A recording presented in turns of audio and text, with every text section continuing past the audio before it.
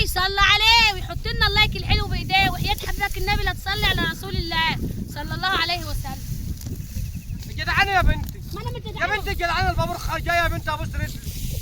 الله رن على ابويا حاج. ابوكي ايوه رن عليه حاج. خلاص ماشي هرن عليه دلوقتي اما نخلص. ما يقول اما شوف هو انا كنت هناك انا والعيال اول بارة عندكم درسنا وعبينا التيب ومشيعك ازاي لوحدك. اما شوف ابوكي دي ولا هرقد شويه. ارجو ان شاء الله يرقدها نوبه. النبي حي الله.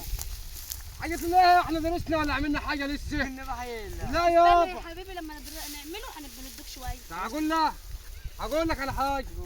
هات الشكارة ده اهي وهات لك حبل ورص معانا شوية ساعدني وانا هبديك شوية تغلي.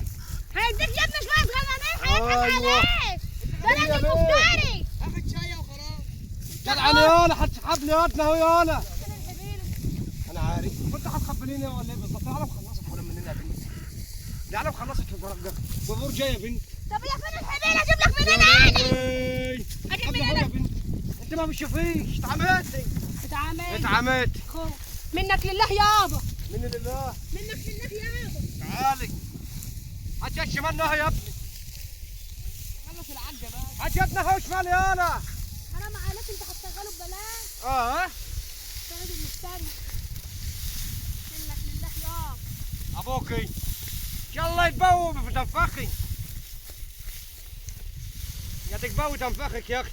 وبعدين انت بتقول كنت ثلاثه انت وعيالك صغيرين. عيال صغيرين. ايوه. العيل منهم يتجوز ويجيب على الصبح مش عايز لا الدين. صغيرين. صغيرين ايوه. أها. ابو ثالثه اعدادي ولا اولى صناعه دي صغير. ايوه صغير. والله ما هو صغير. لا صغير. ده بيطلع يشتغل ويجيبوا ميات يا اختي. بيجيبوا جميات. ايوه بيجيب 200 جنيه في اليوم العيل. خلاص ما ترن على ابويا وقول له بدك. علينا على ابوكي. ما معيش رصيد. ما معيش رصيد. حد يشي منه يا انا. طب اشحن لك كات ولا اشحن لك واحد واجي. لا شويه كده. اما نخلص. منك لله يابا. عشان خاطر تروحي ترقدي. منك لله. طب اروح اشحن لك واحد. طب لا اشحن لك ما واحد على تتحركيش اما حسابي. نخلص.